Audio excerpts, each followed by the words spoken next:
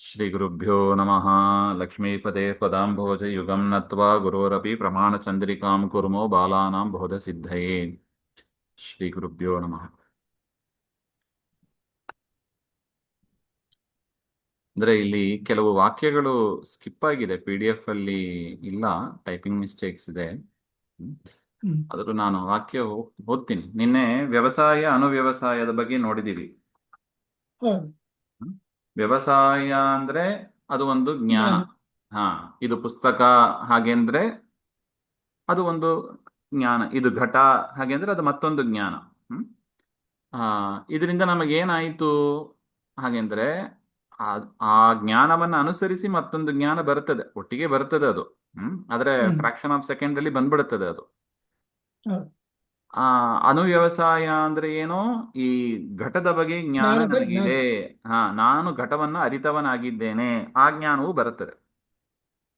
ಸರಿ. ಇದು ಪುಸ್ತಕ ಅಂತ ಜ್ಞಾನ. ಪುಸ್ತಕದ ಜ್ಞಾನ ಉಳ್ಳವನಾಗಿ ನಾನಿದ್ದೇನೆ ಹಾಗೆ ಎಂಬುದು ಕೂಡ ಬರುತ್ತದೆ. ಇದು ಅನುವ್ಯವಸಾಯ ಹಾಗೆ ಅಂತ ಹೇಳ್ತೀವಿ.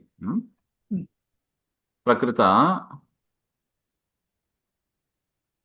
ನಾನು ತಥಾಪಿ ಭ್ರಮ ವಿಷಯಕ ಅಣುವ್ಯವಸಾಯಸ್ಯ ಪ್ರಮಾತ್ವೇನ ಪರಂಪರೆಯ ತದ್ವಿಷಯೇ ಶುಕ್ತಿರಜತಾದೌ ಅತಿವ್ಯಾಪ್ತಿ ದುರ್ವಾರ ಇತಿ ಚೇನ್ನ ಹಾಗೆ ಅಂತ. ಇದ್ರ ಮೇಲೆ ಬರುವ ಪೂರ್ವ ಪಕ್ಷ ಅಂದ್ರೆ ಇಷ್ಟೇ. ಕಪ್ಪೆ ಚಿಪ್ಪನ್ನ ನೋಡಿ ಇದು ಬೆಳ್ಳಿ ಹಾಗೆ ಅಂತ ಒಬ್ಬ ತಿಳ್ಕೋತಾನೆ.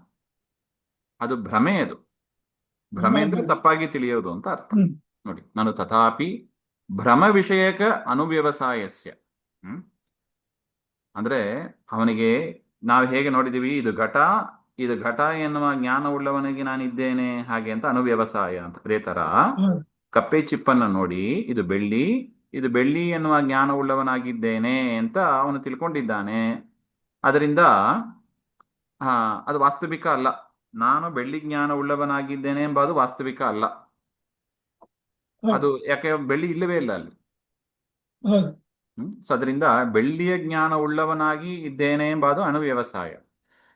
ಈ ಈ ಎರಡನೇ ವ್ಯವಸಾಯ ತಪ್ಪು. ಇದು ಬೆಳ್ಳಿ ಎಂಬುದು ತಪ್ಪು. ಜ್ಞಾನವೇ ಸರಿಯಲ್ಲ, ಜ್ಞಾನ ಸರಿ ಇಲ್ಲ. ಆದ್ರೆ ಅನುವ್ಯವಸಾಯ ಇದೆ ನೋಡಿ. ಈ ಅನುವ್ಯವಸಾಯ ಅದು ಪರಂಪರೆಯ ಬಂದದ್ದು, ಅದು ಸತ್ಯವಾದದ್ದು.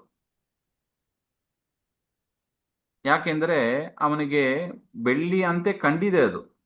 ಅದರಿಂದ ಬೆಳ್ಳಿ ಜ್ಞಾನ ಉಳ್ಳವನಾಗಿದ್ದೇನೆ ಅಂತ ಅವನು ಜ್ಞಾನ, ಅದಷ್ಟೇ ಜ್ಞಾನದಲ್ಲಿ ಬಂದಿದೆ. ಅದರಿಂದ ಅದು ತತ್ವ ಬಂದಿದೆ ಅವನಿಗೆ. ಇದು ಬೆಳ್ಳಿ ಎಂಬ ಜ್ಞಾನ ಬಂದಿದೆ. ಅದು ಬೆಳ್ಳಿ ಇದೆಯೋ ಇಲ್ಲವೋ ಅದರ ಬೇರೆ ವಿಚಾರ, ಅದರ ಬಗ್ಗೆ ಇಲ್ಲಿ ಚರ್ಚೆ ಇಲ್ಲ. ಆ ಚರ್ಚೆ ಇರೋದು ಎಲ್ಲಿ? ಜ್ಞಾನದಲ್ಲಿ. ಆದರೆ ಅನುವ್ಯವಸಾಯದಲ್ಲಿ ನೋಡಿ, ಬೆಳ್ಳಿಯ ಜ್ಞಾನ ನನಗಿದೆ, ಇದು ಸರಿನೋ ತಪ್ಪೋ? ಇದು ಅವರು ತಿಳ್ಕೊಂಡಿದ್ದೇನೆ ಅಂತ ತಿಳ್ಕೊಂಡಿರೋದು ಸರಿಯೇ? ಸರಿ. ಯಾಕೆ ಇದು ಬೆಳ್ಳಿ ಅಂತ ಹೇಳಿದ್ರೆ ತಪ್ಪು? ಹೌದು, ಯಾಕೆಂದ್ರೆ ಅದು ಬೆಳ್ಳಿ ಇಲ್ಲ ಅಲ್ಲಿ. ಆದ್ರೆ ಬೆಳ್ಳಿಯ ಜ್ಞಾನ ನನಗಿದೆ, ಅದು ಅನುವ್ಯವಸಾಯ. ಅನುವ್ಯವಸಾಯ ಅದು ತತ್ವ. ಅದು ವ್ಯವಸಾಯದಿಂದ ಬಂದಿರೋದು ಅನುವ್ಯವಸಾಯ.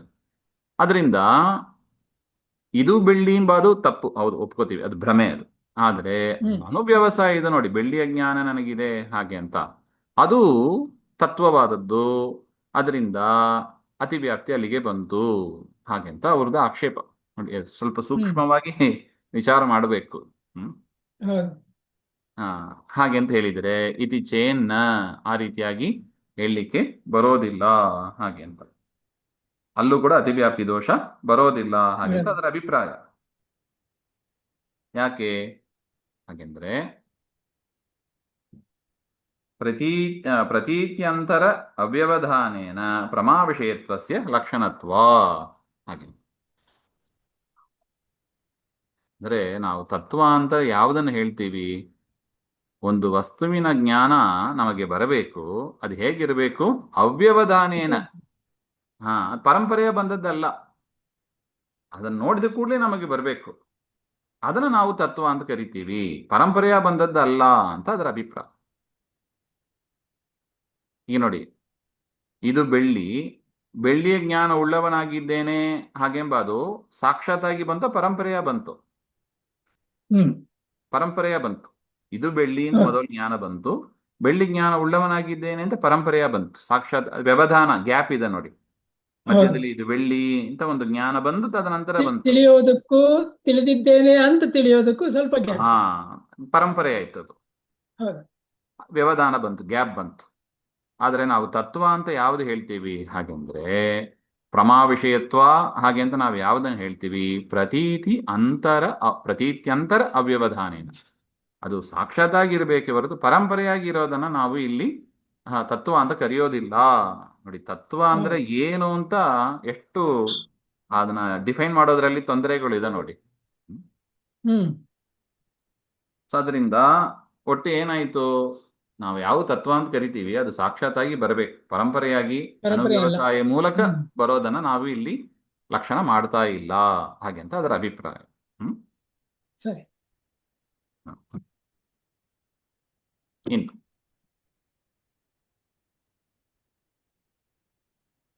ಏತೇನ ವಾಕ್ಯ ಏತೇನ ಅಸ್ಮದಾದೀನ ಭ್ರಮಗೋಚರ ಈಶ್ವರ ಪ್ರಮಾ ವಿಷಯತ್ವಂ ಶುಕ್ತಿರಜತಾದೌ ಅಸ್ತಿ ಇತಿ ಅತಿವ್ಯಾಪ್ತಿ ಇತಿ ಚೋದ್ಯಂ ಆ ಅಪಹಸ್ಥಿತಂ ಭವತಿ.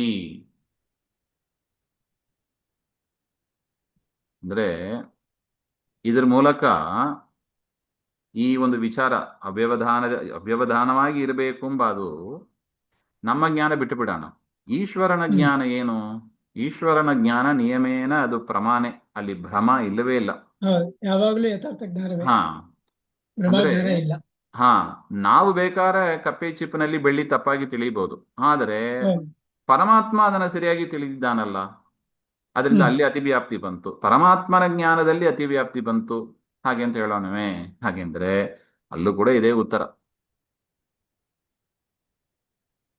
ಹೇಗೆ? ಯಾವುದು ಇಲ್ಲದೇ ಇರುವ ವಸ್ತುವನ್ನ ಪರಮಾತ್ಮನ ಕೂಡ ಗ್ರಹಿಸೋದಿಲ್ಲ. ಹ್ಮ್. ಶುಕ್ತಿಯಲ್ಲಿ ರಜತ ಅಂತ ದೇವರು ಕೂಡ ಗ್ರಹಿಸೋದಿಲ್ಲ. ಅದರಿಂದ ಅದು ಸಾಕ್ಷಾತ್ತಾಗಿ ಗ್ರಹಿಸೋದಿಲ್ಲ, ಪರಂಪರೆಯಾಗಿ ಕೂಡ, ಅಂದ್ರೆ ಅನುವ್ಯವಸಾಯ ಅಂತ ನಾವು ಏನ್ ಹೇಳ್ತೀವಿ, ಹೌದು, ತನ್ಮೂಲಕವಾಗಿಯೂ ಕೂಡ ಅದರಿಂದ ಬರುವುದು. ಪರಮಾತ್ಮನ ಜ್ಞಾನದಲ್ಲೂ ಕೂಡ ಇದು ಬೆಳ್ಳಿ ಅಂತ ನಾವು ಅದನ್ನ ತತ್ವ ಅಂತ ಹೇಳೋದಿಲ್ಲ. ಹಾಗೆ ಅಂತ. ಅದಕ್ಕೆ ಅದು ವ್ಯಾಪ್ತಿ, ಹಾ, ಅತಿ ವ್ಯಾಪ್ತಿ ಅಲ್ಲ. ಹಾ, ಅತಿವ್ಯಾಪ್ತಿ ಬರೋದಿಲ್ಲ ಅಂತ. ಅಂದ್ರೆ ಎಲ್ಲಿ ತತ್ವ ಇದೆಯೋ, ಯಾವುದು ಯಥಾರ್ಥವಾಗಿ ಇದೆಯೋ ಅಲ್ಲಿ ಯಥಾರ್ಥ ಜ್ಞಾನ ವಿಷಯವಾದದ್ದು ಮಾತ್ರ ತತ್ವ, ಅದು ಸಾಕ್ಷಾತ್ತಾಗಿ ತತ್ವ. ಇರಬೇಕು. ಹಾಗೆ ಅಂತ ಅದರ ಅಭಿಪ್ರಾಯ. ಏತೇನ ಅಸ್ಮದಾದೀನ ಭ್ರಮಗೋಚರ ಈಶ್ವರ ಪ್ರಮಾ ವಿಷಯತ್ವ. ಭ್ರಮದಿಂದ ಗೋಚರವಾದ ಈಶ್ವರನ ಪ್ರಮಾಗೆ, ಅಂದ್ರೆ ಹ್ಮ್. ಶುಕ್ತಿ ರಜತವನ್ನು ನೋಡಿ ದೇವರಿಗೂ ಕೂಡ ಏನಂತ ಬರೋದಿಲ್ಲ, ಇದು ಶುಕ್ತಿಯಿಂದನೇ ರಜತ ಜ್ಞಾನ ಬಂದು ಬರ್ತದೆ ಬರುವುದು. ಹೊರತು ಅವನಿಗೂ ಕೂಡ. ಹ್ಮ್. ಯಾಕೆ? ದೇವರು ಸರ್ವಜ್ಞ ಅಂತ ಹೇಳಿ ಇಲ್ಲದೇ ಇದ್ದದನ್ನೆಲ್ಲ ನಾವು ಕಲ್ಪನೆ ಮಾಡ್ಲಿಕ್ಕೂ ಬರೋದಿಲ್ಲ. ಅದೇ ಹ್ಮ್. ತರ ಅನುವ್ಯವಸಾಯ ದೇವರ ವಿಚಾರದಲ್ಲೂ ಕೂಡ ಇದೆ. ದೇವರ ಬರುವುದು. ವಿಚಾರದಲ್ಲೂ ಕೂಡ ಅದು ಸಾಕ್ಷಾತ್ತಾಗಿ ಇರಬೇಕೇ ಹೊರತು, ಹೇಗೆ ನಮಗೆ ಪರಂಪರೆಯಿಂದ ಸಾಕ್ಷಾತ್ತಾಗಿ ಬರುವುದು. ಇರಬೇಕು ಅಂತ ನಾವು ಹೇಳ್ತೀವೋ ಅದೇ ತರ ದೇವರ ವಿಚಾರದಲ್ಲೂ ಅಷ್ಟೇ ಸಾಕ್ಷಾತ್ತಾಗಿ ಇರಬೇಕು. ಪರಂಪರೆಯ ಬಂದರೂ ಕೂಡ ಅದು ತತ್ವ ಅಂತ ನಾವು ಗ್ರಹಿಸೋದಿಲ್ಲ. ಇತಿ ಚೋದ್ಯಂ ಅಪಹಸ್ತಂ ಅಪಹಸ್ಥಿತಂ ಭವತಿ. ಈ ರೀತಿಯಾಗಿ ಏನಾದ್ರು ಪ್ರಶ್ನೆ ಮಾಡಿದ್ರೆ ಅದಕ್ಕೂ ಕೂಡ ನಾವಿಲ್ಲಿಯೇ ಈ ಉತ್ತರವನ್ನೇ ನಾವು ಕೊಡಬೇಕು. ಹಾಗೆ ಅಂತ ಒಟ್ಟು ಅಭಿಪ್ರಾಯ. ಹ್ಮ್. ಸರಿ. ಅರ್ಥ ಆಗಿದೆಯಾ? ಆಗಿದೆ ಗುರುಗಳೇ. ಹಾ. ಆದ್ರೆ ಇಲ್ಲಿ ಜ್ಞಾನ ಹಾ.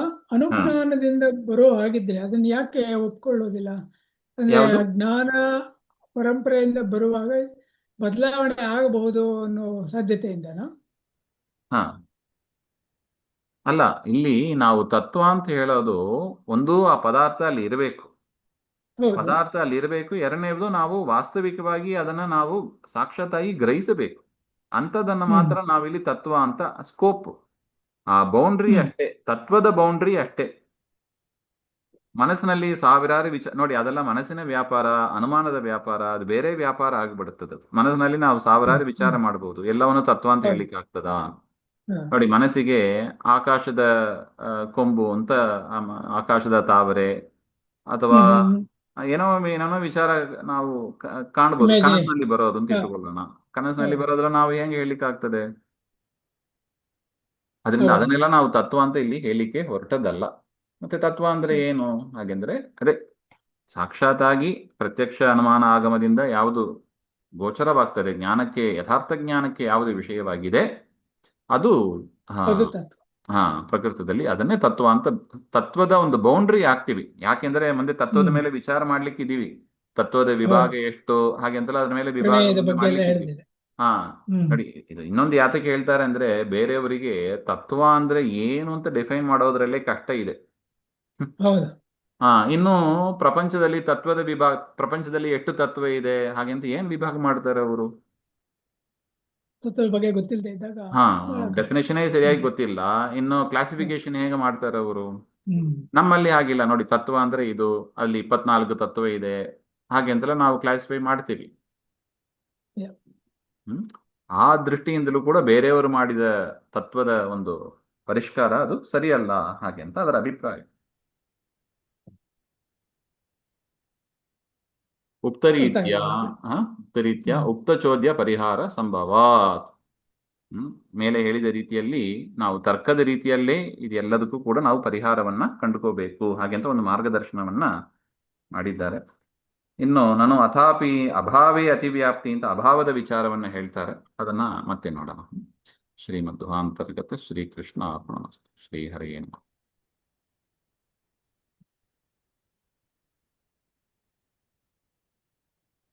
ಆಚಾರ್ಯ